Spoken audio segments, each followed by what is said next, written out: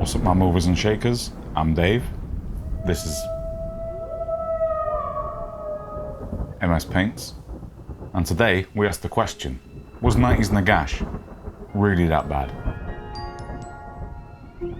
Sculpted by Gary Morley in the mid-90s, original Nagash is kind of thought of as a bit of a joke. And well, you would be right. In the rock and roll days of Games Workshop, when sculptors were taking bumps of coke off wet pallets and rule sets were being written in the pub, this Nagash is entirely a product of his time.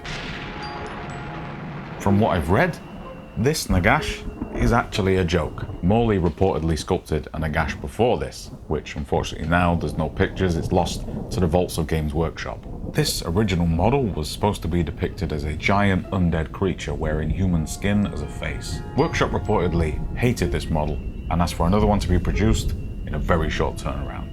In a rage, Morley returned to his workshop, raiding grave sites for bits and bobs to make his true masterpiece, the Nagash that we all remember and is the stuff of legends.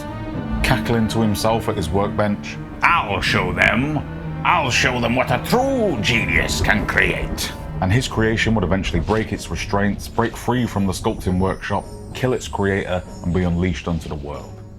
So the question we pose to ourselves, was the 90s Nagash really that bad? Yes. Yes, he was. He's kind of crap in every sense of the word. Like, just absolute crap. Who you calling crap, you stupid? The fuck? You f***ing The fuck? I'll f***ing show you. Nobody f***s with the Lord of Death, you piece of shit. Nagash, laser eyes. Oh, shit!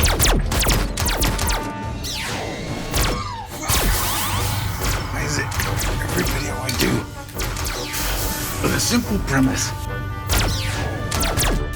always ends up being so fucking complicated?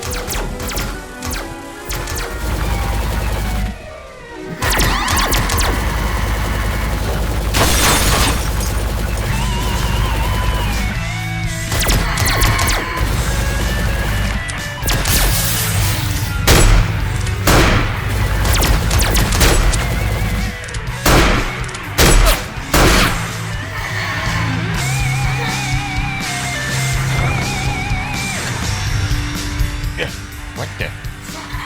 Let's show this prehistoric bitch how we do things downtown.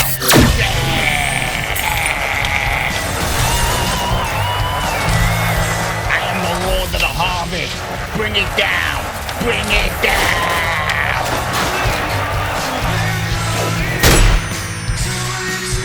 This bitch is toast.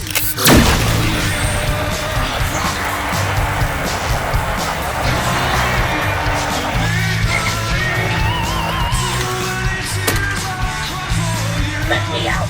Let me out! Let me out!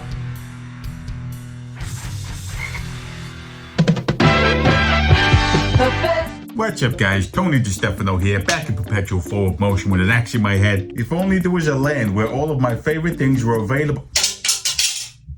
If only there was a land where all of my favorite things were available at a sweet discount of up to 20% off RRP, came free with UK shipping on orders over 20 bucks, pounds, and offered me a 60-day, no-fuss returns policy. Well, there is. And let me tell you something, guys. Wayland Games ain't playing around. The one-stop shop for all your hobby needs. Warhammer? Done. Malifaux? Oh yeah, baby. But what about Star Wars Legion, I hear you ask? Sure thing. Load her up. All of that and more. Oh, and Green Stuff World? Yeah, I need another 3 texture rollers. Put them in the cart already. Along with a huge range of first and third-party scenics and terrain supplies.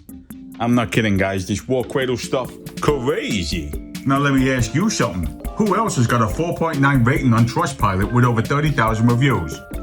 Buckingham Palace, apparently. So there we go. So thank you, Wayland Games, for sponsoring this video. Follow the link in the description to get cheaper tabletop gaming supplies and earn loyalty points with every purchase.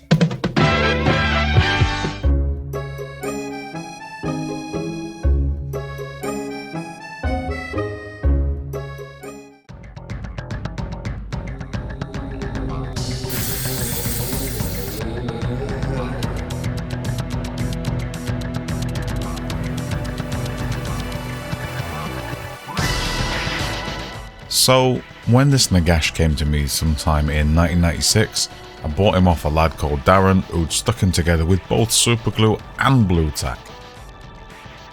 He was also painted at the time, so I've never actually seen this model in his naked snake form.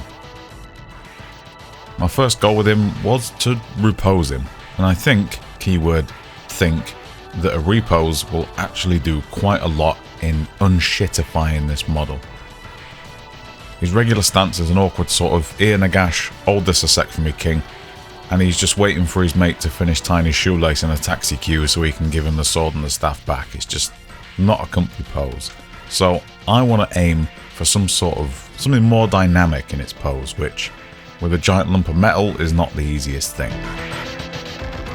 With a more fitting pose, I'm fairly confident whatever I do from here on will be better than he ever deserved to get. But with the repose, we need a resculpt. So let's resculpt the detail that we've lost, the shit that I've cut off, and the gaps that we've got with the pose. Prior to actually doing it, I'm always daunted by this kind of thing, but really, it's a piece of piss. Especially with a hand sculpted model like this.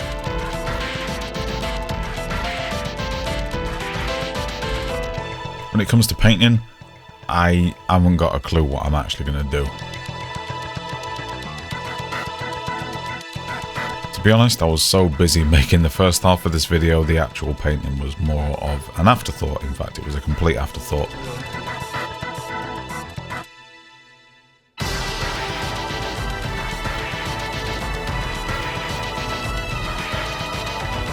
So I just decided to slap some shit on. Try a couple of new things, not many. Try a few paints I haven't used before, and leaning on a lot of old reliables. I had about 5 hours free to do everything, so I knew this would be a kind of a what you get is what you fucking get sort of thing.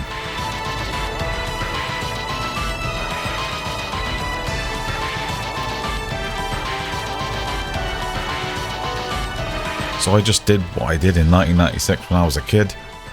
I just picked up some paint and I painted it however I felt like it. For better or worse.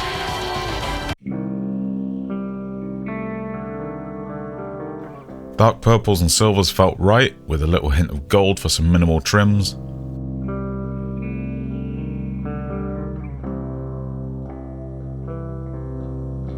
That face is all Skeletor action figure vibes, going blue rather than creamy bone.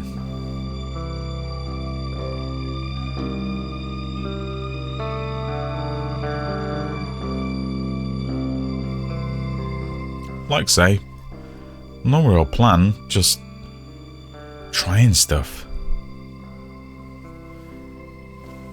And like with my Sauron Dark Armor, Vallejo Metallics, dull them down and buff them back up.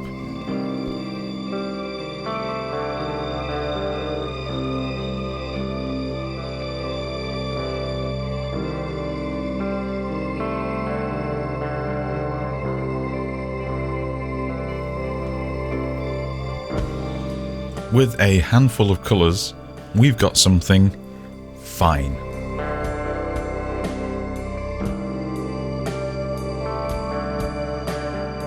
And I did learn something. Hot glue and PVA does some weird Nurgle shit, so that's fun. I'll come back to that later.